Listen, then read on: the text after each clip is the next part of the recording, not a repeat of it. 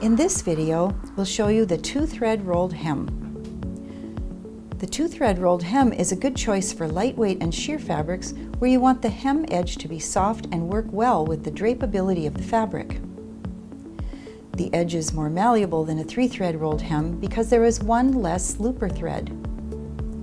Let's see how to set up and sew the 2-thread rolled hem. It's really easy to remove a needle, and you're going to use this small screwdriver that came with your machine's accessories. Just lightly place a finger behind them to kind of help hold them as you bring the end of the screwdriver into this upper screw. This is for the left-hand needle, so it's got an L next to it. Loosen that screw, and then grab the needle and pull it down and remove it. Now we're ready to thread the machine for our 2-thread rolled hem. Now raise the presser foot lifter and open the front cover. To do so, just place your thumb here, push to the right, and pull forward. Before we thread the machine, we need to install the 2-thread converter. It's a little piece that looks like this. It's black and it's got this little wire looking thing that comes out the left side of it. So we're going to place this, the bottom of it fits into this slot on the upper looper.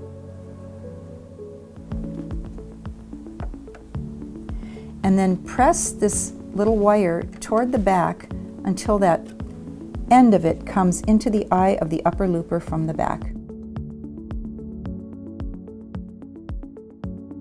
And now we're ready to thread the machine. To set up for a 2-thread rolled hem, we only need 2 threads, so raise the mast.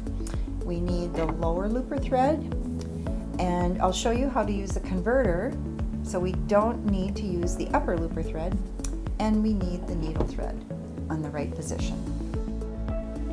Next, we'll thread the lower looper, so we'll take that thread, bring it up through the thread mast, snap it into this guide at the top of the machine from right to left, and then bring it down through the tension disc and through the channel.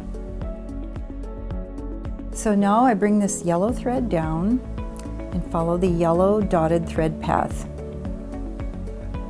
This stitch doesn't use the upper looper, so we can ignore the red dotted thread path and just use the yellow dotted thread path. I'm going to bring it into this guide here, and then snap it into this guide here with the yellow dot. And one more is right here, like so. Now we need to thread the eye of the lower looper. Now thread the eye of the lower looper and just bring that thread over to the side, like this. And now lightly holding this thread tail in your right hand, we're going to take our tweezer and place this part of the thread into this section here. There's a gold dot indicating that this is part of your gold thread path, and there are 2 little arms here. You just want to make sure this thread is behind both of those little arms. And then as you continue holding this thread lightly in your right hand, push this lever up all the way as far as it will go, and it will finish threading your lower looper for you. And now place your thread end, making sure that it's over the upper looper and converter both, and bring the thread end to the back. And finally, we're going to do the right needle, and that is our green thread. Bring it through the guide at the top, snap it in, bring it into the tension discs and down the channel. Then bring it down through this guide, across, and then up over the top of this U-turn area that will actually get your thread into the take-up lever, down, and then around this thread guide just above the needle. Now thread the eye of the needle. Use your tweezers to help you out if you need to. Pull that thread to the back, and then make sure it's underneath the presser foot. Make sure both threads are under the presser foot and out to the back, and we're ready to test the stitch. I'm going to leave my needle tension at about a 4, but I'm going to take the lower looper tension, I'm going to turn it up to about a 7 or 8 and see how that looks. I can always adjust it a little bit if I want to change the way the look of the stitch is, but for now let's try that at a 4 and about a 7 or 8. First thing we're going to do is move the position of the stitch finger lever.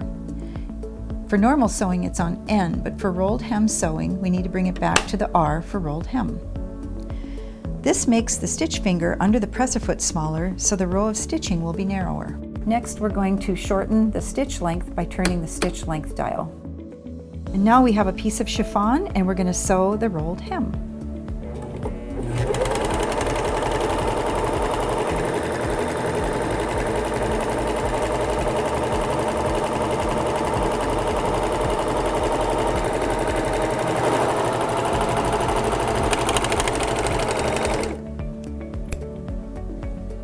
There's our beautiful 2-thread rolled hem.